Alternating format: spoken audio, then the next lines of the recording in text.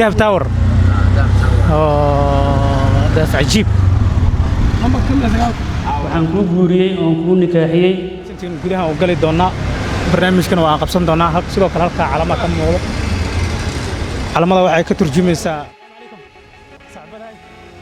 mootadana qabsan rajaa kar master maalin kale iyo YouTube keena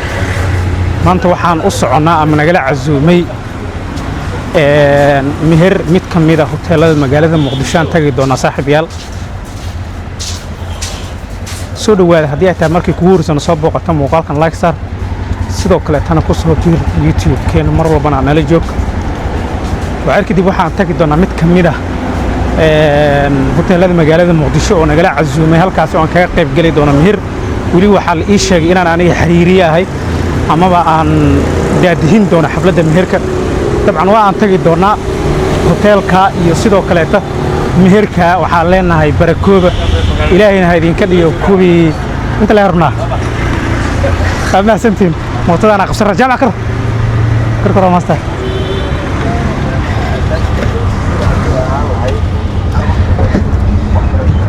saaxiib soo dhawaada mootadana raaci doona waxa kadibna waan tagi doona sidoo kale tan waa idin soo tagin doona haddii ilaahay idmo muuqaal qurux badan oo aad jeclaysataan waa heli doontiin hadda waxaan maray isgoyska dabka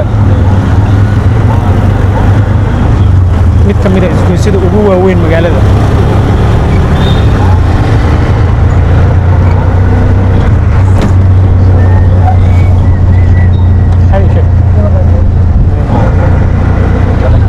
magaalada waa cid la saaka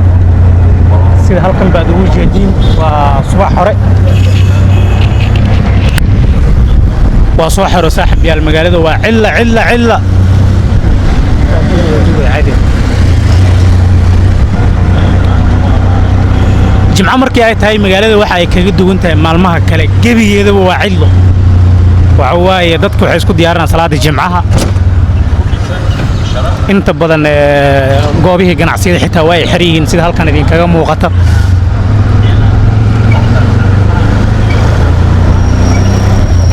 mid ka mid ah waa qaar ka mid ah dhismooyinka ugu waaweyn magaalada ay leedahay oo dabcan magaaladan ay ku faanto waa dhismooyin qaab casri ah loo dhisay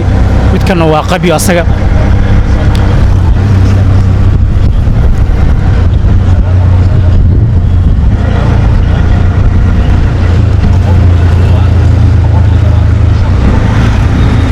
adigoo sii jeeda ka waran maalmaha jimcaha iyo maalinta jimcaha iyo maalmaha kale maxay kula duwan waxay kala duwan yihiin waa maalin barakaysan oo salaada khudbada la aadayo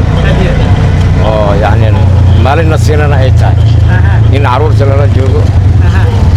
loo sheekeeyo meelaha la gegeeyo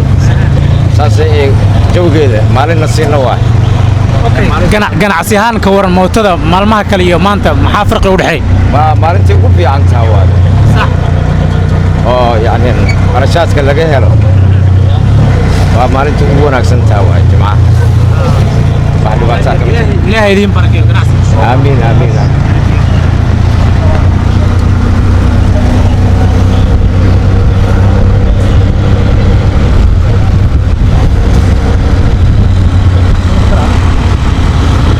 soo dhow halkan waxaa ila fadhiya saaxiibkay jaamac mid ka mid ah saaxiibadaan leeyahay maanta waxaan ka wada qayb galaynaa meherka hadduu ilaahay idmo iyo sidoo kale cabdixakiin santooni ninkaan meesha fadhiya waa dhakhtar aad u weyn sidoo kale tana maxaan ku yiraahdaa dhalinyarada magaalada ka mid ah soo dhawow jaamac janalkay ku soo dhawow waa ku dhawahay aad u mahadsan tahay guryaha weyn asra wacane aad iyo aad haye cabdixakiin santooni labi hal saaxiibadii maxaa ku leedahay subscribe soo dhax ku dhe maxaa wanaagsan beejkaan ku xirnaada warbixin sugan ka helaysaan saaxiib yaal mar walba waxaa idiin soo tabin doonaa waxyaabaha xiisada leh ee magaalada anigoo sidoo kale vlogs qurux badan idin sameyn doona mararka qaar wareysiyaan idin sameyn doona hadda waxaan maraynaa mid ka mid ah isgoysida ugu waaweyn waxa lagu magacaabaa number 4 yeah this is number 4 أحمد قرين والله سمعت هذا أحمد قرين هو يغنى دتك لكن يسقوس كان أي وحكوا عن هاي الجماعة وينها أحمد قرين الذي سنة وصارنت هاي marka dad badan oo ana oo gadaalka gaaray ma fahmayaan kelmadaas aad iyo waana isku kilomitir feer waxaan ku yahay kilomitir ahaan markii loo xisaabiyo waay laakiin magaciisa oo asalka waa isgoyska Axmed Gurey dadka laakiin number 4 inta badan u yaqaanaan number 4 waa markii laga soo bilaabo kilomitir 0 ayuu kilomitir ahaan isgoyska number 4 uu ku soo aadayaa kilomitir 4 laakiin sida caadiga isgoyskan magaciisa weyn waxaa la yiraahdaa halgamaaga weynaa ee Axmed Gurey taaladiisana waa saarantahay halkan horteenahna dhowr jeer qaraxaya ka dhacay halkan oo waa isgoyskii soo bixitaa halkaas sida aad ugu jeedaan magacyadooda boorkan xitaa magacyadooda dadka lagu qoray xitaa Soomaa waa dadkii halkan ku geeriyooday inta loo geeyay waa 29 Oktoobar 2022 ka waran qaraxan sidee u sameeyay dadka reer Muqdisho والله تقرحان قرح وها وين oo dhibaato u geystay dadka reer Muqdisho dad badan oo aan naqaanay oo aan jeclayn waa ku weynay taariikhdii 29 Oktoobar ayay ahayd isgoyskan magaciisa walaal isgoyska Oktoobar 14 Oktoobar ugu sii horeysay 29 Oktoobar ku soo xigtay marka intii dhimatay Ilaahay u naxariisto intii ku waxyeeloodana Ilaahay badil fiican oo qeyr qaba Allah siiyo qarax dhibaato badan oo ahaa waxaan jeclaysanayna maahan laakiin qadar ay ahayd qadarna waxa waaye wuxuu Ilaahay keenay waa nigu weyn annaga iyo ummadda iyo wixii wax soo gaaro dhanba marka waa ku sabreenaa Ilaahay idinkiisa laakiin waa kabsan doonaa insha Allah saaxiib yal wadadan aan marayno inta badan waxayba kulansatay taariikhaha magaalada goobo kamid ah waxa loogu magac daray qaraxyo waaweyn oo ka dhacay dad badan ay ku dhinteen goobo kamid ah halgamayaal loogu magac daray goobo kamid ah maxaan ku jiray taariikha ajiib ay leedahay ay eridan ka warasay isgoyskan magaciisa Allah سلمنا وحوي سنة وإسلوس عانا وحوي على شارد أريمها دبدة مركز جوز عانا وهذا وحن قصر الله حني ودني وسودونا يدرتان وقتي وحال سوقاري وأهن تقلها اوكي صاحبي waxaan soo gaarnay meeshii aan u soconay oo xafladda meherka arooska ka dhaceysay dabcan ilaa iyo dhamaadku waa nala joogi doontiin waan dhamaysan doonayaa أديات دبقة وحكم دي سماعة دبقة هو وين مجالده دهب تاور ده عجيب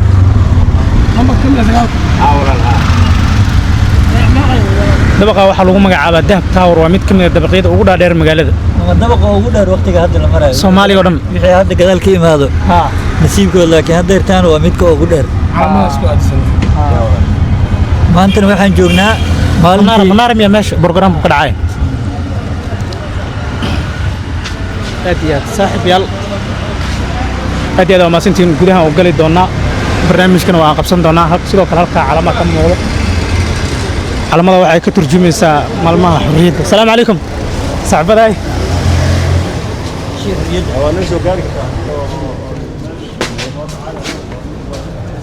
أي واجري دونا هدوء أنت ببلاوي دونا سين حفلة أول قبسنا ما دام حريري أنا حقت لنا هنا وذا ربع مركب سود وذا كلمة فرتان كسيدو كل كنا سود وينها دكتور محمد علي عيد إلى السودوية